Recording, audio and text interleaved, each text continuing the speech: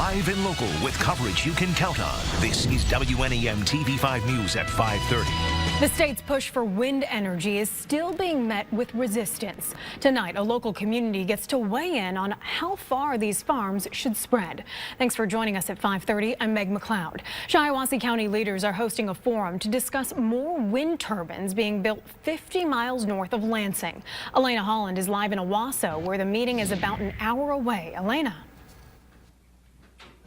Hi, we've probably seen those wind turbines around mid-Michigan as you've been driving, most likely near the Thumb region, but now a company wants to build them in Shiawassee County as well. And here to tell me a little bit more about the project is Jeff Deason, the president of the Chamber of Commerce.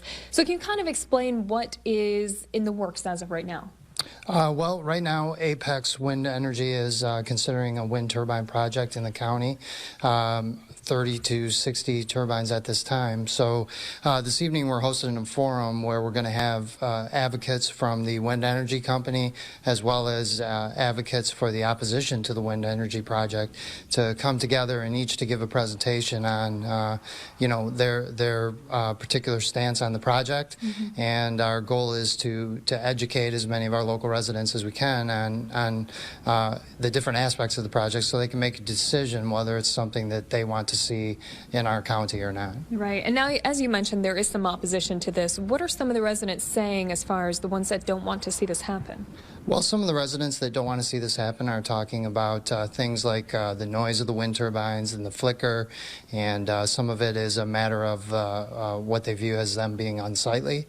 So, and there's a whole variety of other issues that go along with the opposition's viewpoint on the wind. Mm-hmm. But of course, from the other end, there's still a pretty big economic boost that can come from that. And we'll actually talk about that in just a bit. But just to make sure the public knows, that meeting is at 7 at the DeMar Banquet Center, correct, tonight? That's correct, yes. All right, so come down and get that opinion and find out which way you're leaning toward and gather all that information. But for now, live in Owasso, Elena Holland, WNEM TV5. All right, thank you so much, Elena.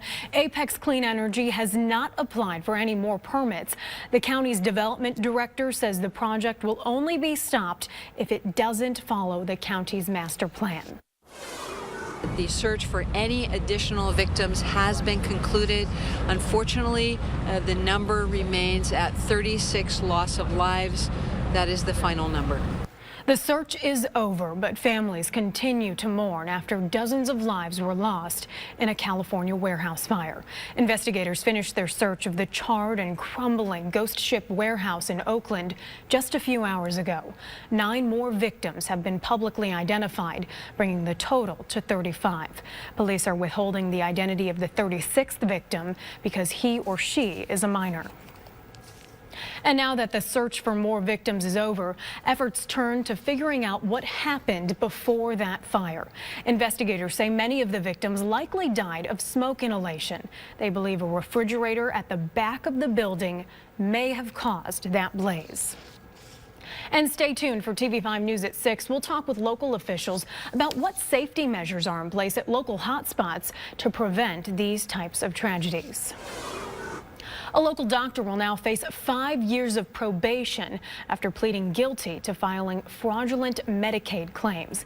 The Attorney General's office levied the punishment on Dr. Chidozie Onanju this morning.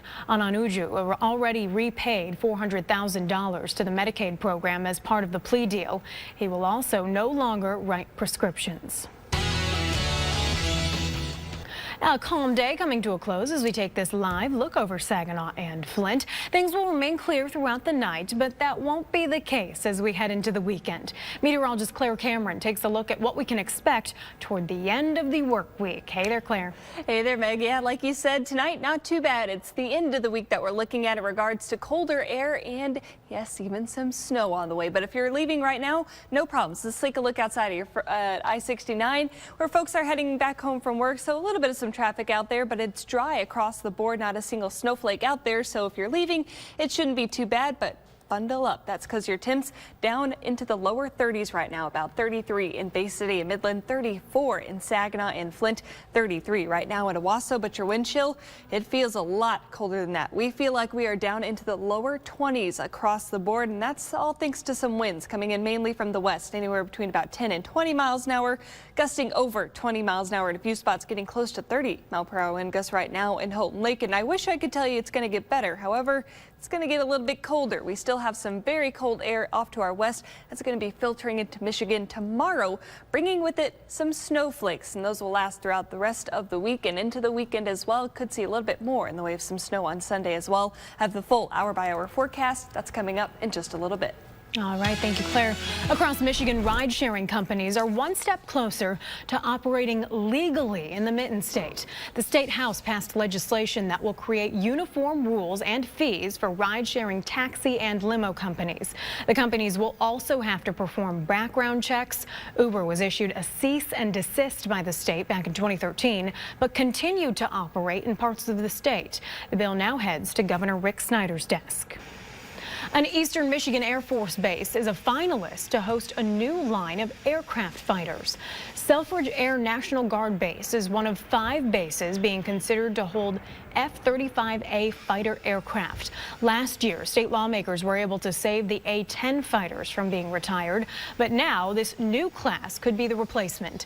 Senator Gary Peters says the base has a long history of hosting aircraft, and the new program would be a perfect fit.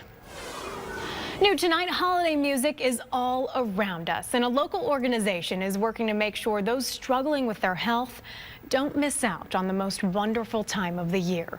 TV5's Ashlyn Hill was there for the merry tunes filling the halls.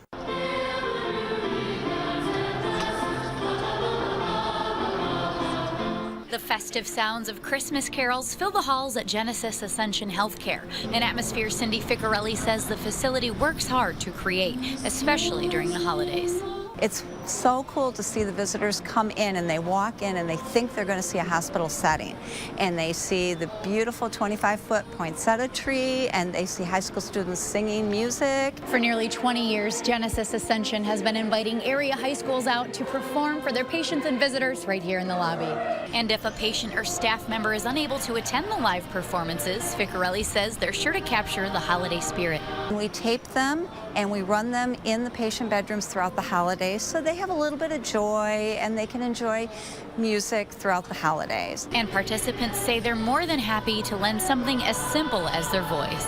Sometimes you can't have the opportunity to have someone in your room, but it's nice to hear a performance and take your mind away from things for a while and just listen to some nice music. And our students from Davison High School agree. They tell me it's a wonderful opportunity while doing something they love. I think it's really cool to get out here and spread good vibes. Happiness is the best medicine. I think the best about it is that we can put smiles on people's faces. In Genesee County, Ashlyn Hill, WNEM TV 5. And for a full list of this year's performances, check out the Hot Links section on WNEM.com. More than 7 decades have passed since the infamous attack on Pearl Harbor. Today, the country honors all of those who bravely fought. Tonight at 6, we talk to one of the surviving soldiers as he tells his story in the heart of the battle. And a Michigan-based bank is in hot water and could be shelling out millions for meddling overseas. But first, the pro-life fight continues in Ohio as one man gets to decide on the importance of a heartbeat.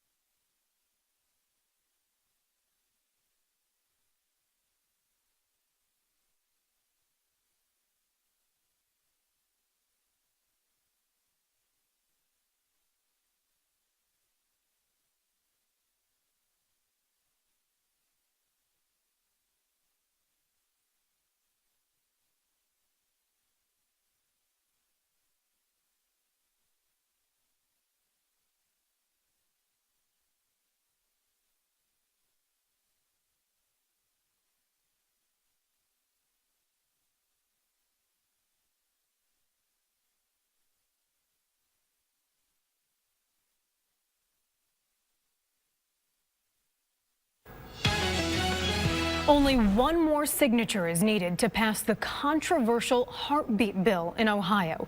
The bill would make it illegal to have an abortion after a heartbeat can be detected. It now sits on Governor John Kasich's desk for final approval. If passed, abortions would most likely have to take place in the first 6 weeks of that pregnancy. Governor Kasich has expressed concerns about whether the legislation is constitutional. Both the state Senate and House approved the bill yesterday. Imagine you've saved up for your dream home, and imagine your hard-earned money just disappearing. It's a harsh reality with the advancements in online hacking. Just ahead, one family is hoping their loss will encourage people to be extra careful with internet deals. And a restaurant chain is making national efforts to make sure your experience in their stores is the best.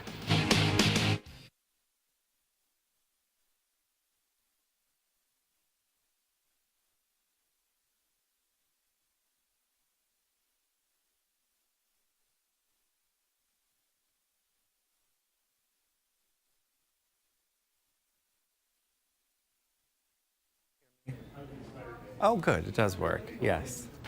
Thanks. Yeah.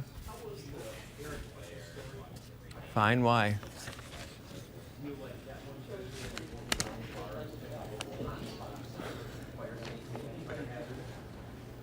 I don't know it.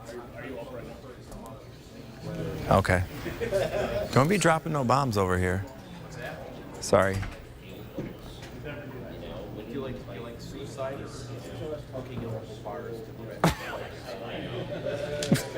Michael Ward. Sorry. Yeah, go with the first one.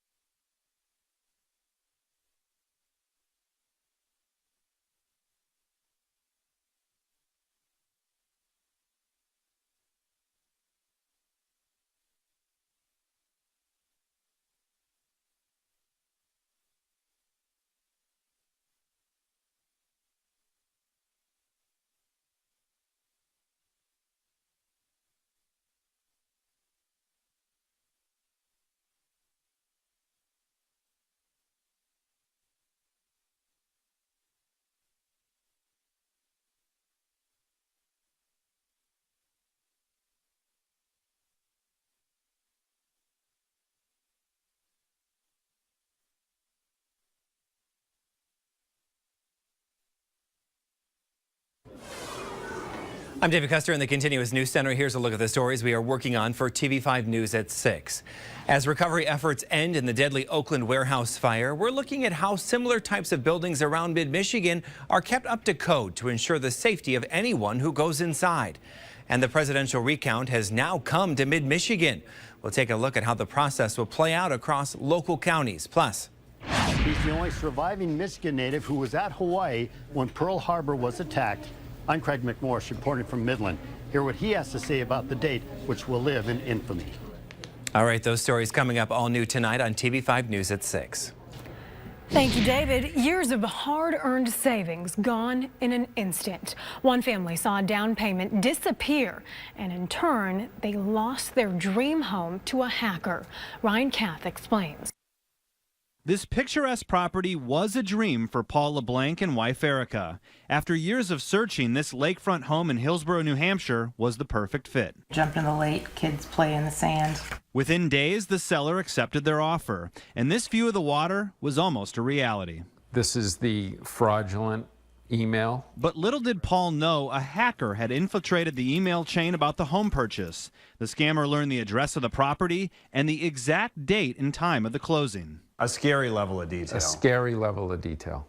The hacker posed as the title company and emailed Paul instructions on how to wire transfer his down payment. It wasn't until the closing that Paul found his money was gone. He had unknowingly transferred it into an account set up by the hacker. How much money are we talking? Over $140,000. I can't even imagine what's going through your mind at that time. Panic would be the first thing that came to my mind. It's a big problem. So big, scammers have stolen $3 billion globally, according to the FBI. Victims range from deep-pocketed corporations to small-scale homebuyers. There really is no industry or individual that I think is immune to this. Special Agent Michael Kelly says the scam is so tough to detect because hackers will create a fake email address, often simply switching around 2 letters, like the A and the E in Michael, to appear like the real one. People need to know this scheme exists, because if you don't know, you're going to fall for it. Paul and his family remain hopeful federal investigators will somehow track down and return the stolen money. But with the lakefront property now back on the market, it seems their dream home will soon be gone for good. We were all fooled. Ryan Kath for CBS News. Just awful. The FBI says to avoid becoming a victim, do things the old-fashioned way. Pick up the phone or have a face-to-face conversation before signing off on a wire transfer. Certified most accurate by Weather Rate. Now your First Warn 5 forecast with meteorologist Claire Cameron. Well, happy Wednesday to you in Michigan. Hopefully you managed to stay warm today, as we did have some very chilly air arrive, and well, it's only going to get a little bit colder before it gets a little bit warmer, and it does come with some snow. Now, this evening, we're just fine. A look at your First Warn 5 pinpoint Doppler radar at MBS Live in 3D, showing you it's clear across the region. So the Tri-Cities, Midland, Bay City, and Saginaw looking good. Vassar and Caro enjoying a quiet evening. Portions of the Thumb, not a single snowflake there. Flint and Grand Blanc also in the clear for the time being. So if you're heading out, it will be just fine. It's not really until tomorrow that we start to see the snow come into play. But first, let's take you outside and show you around town. Our first stop is in Bay City, where it is currently 33 degrees, but it feels a lot colder than that. It feels like 23 degrees with winds coming in from the west-southwest at 15 mile per hour. Sustained winds. Could see a few wind gusts approaching 25 miles an hour later on for tonight, so be sure to bundle up before you head out the door. Let's take you out to our next stop. That's going to be in Midland. Currently 33 degrees there. Not too much activity going on. Remember, though, you can see this camera shaking a little bit because those winds are pretty gusty out there. Let's take you out to our last stop. That's in Saginaw, where it's currently 34 degrees, but it feels a lot more like 23 degrees. So it is a cold one out there. If you're heading out at all tonight, you need the extra jacket. Here's a look at temps elsewhere across the region. Most of us down right above freezing or right at freezing. 32 right now in Caro and Bad Axe, 35 currently in Lapeer, 32 in Alma, 32 also in Mount Pleasant. Our one outlier is in Houghton Lake, 29 degrees for you, feeling more like the upper teens in Houghton Lake. The rest of us feel like we're down into the lower 20s, and that trend is going to continue as we head towards tomorrow, Friday, all the way through the weekend as well, as we are going to have some pretty gusty winds coming in mainly from the west tomorrow. What that's going to do, though, it's going to activate the lake effect machine. We're going to see those winds, cold winds moving over warmer air over the lakes, and that's going to produce that lake effect snow. Now, it's not really going to affect us too much. It's really only the west coast that's going to see the brunt of the activity. We'll see a few snowflakes filter in, though. Let's show you that hour by hour. Starting off tonight around 7 o'clock, maybe a few flurries in western portions of the state, mostly staying dry all the way through most of the overnight hours. Not really until about 11 o'clock or so that we may see a few flurries at the most filter in. Really, though, the activity gets underway tomorrow morning. This is right around 7 a.m. Noticing most of the activity staying in western portions of the state. As we head throughout the day, though, we'll start to see few of those snowflakes, a few light snow showers filtering in. This is about 1 o'clock in the afternoon, just a little bit after the lunch hour, and then we'll continue to see these filter in heading into the evening. This is around 5:30, so if you're heading home, you may run into a few pockets of some light snow, mainly in portions of the Thumb extending to the north near West Branch and Houghton Lake, and then heading overnight, again, a few of those flurries right around 7:30 at night. So if you're heading out, you may come across a few light snow showers, but most of the activity still contained well to the west. If you're traveling that direction, that's when you'll run into some problems. For us here in mid-Michigan, we're not really going to be seeing much more than a light dusting, most of which will melt as we head overnight and then into the day on Friday. Now, again, if you are traveling to the west, that's that's when you'll start to see those problems. Those colors, areas shaded in this pink color, winter storm warning, where they're going to see quite a bit of snow. Areas shaded in this purple color, our one county is going to be Roscommon County. That's a winter weather advisory, so you could see a few inches of snow in that purple area. Otherwise, though, the rest of us looking just fine. Those advisories last until 4 o'clock on Friday. So tonight, 25 degrees, cloudy and cold, maybe a few flakes late in the night. 30 degrees for tomorrow with scattered snow showers, and it is going to be very windy. Winds from the west at 15 to 25 mile per hour. Sustained winds gust well over 30 miles an hour, making it feel a lot colder than that. So bundle up, not only for tonight, but for tomorrow as well. We'll see a few lake effect snow showers come into play tomorrow, lasting into Friday. A short break and then some more coming on Saturday. Brian will have that full First Warn 5 7-day forecast coming up at 6. Okay, time to pack on the layers. We're getting active here in mid-Michigan. Yeah, it's been quiet, but as we said before, the end of the week, it'll be a little messy for all of us. Yeah, we're going to need the jackets and the shovels. All right, thank you, Claire. JP Morgan Chase has been ordered to shell out millions for reportedly manipulating an interest rate. The European Commission levied a $360 million fine today. It claims the bank acted as a, quote, cartel in the changing of a key interest rate. That rate determines home loans and other financial products around Europe. The bank says it's done nothing wrong and will appeal. AT&T executives spent the day on Capitol Hill defending their mega merger with Time Warner. Senators questioned the company's CEOs who claim the merger is a move to compete with rising tech companies like Google and Facebook and Comcast. Republican leaders are hesitant about this deal. Hundreds of Chipotle employees are getting back to basics. Chipotle executives say they're dissatisfied with the company's customer service, so half of the burrito chain's restaurants are going through retraining. But the company is happy with its new food safety protocols and wants to continue to win customers back with great service. Apparently, Netflix users need some time to recover after finishing one of their favorite series. The entertainment company looked at the viewing habits of more than 86 million members. Nearly 60% of viewers stopped watching Netflix for 3 days before starting a new series. They also found viewers tend to watch comedies immediately after finishing a serious show like Breaking Bad. Can't seem to kick these seasonal illnesses, me either. Well, it might have to do with how you look at the world. Just Ahead in Your Health will tell you how having a positive outlook can be a big boost to your body. And for the latest news and weather, you can download the TV5 mobile app. You'll find it in the App Store or on Google Play. Just search WNEM. And for this week's Top 5 on 5, we're looking for the best place to take your kids to see Santa. Tell us your favorite place to meet the man in red by commenting on our TV5 Facebook page or email us WNEM@WNEM.com.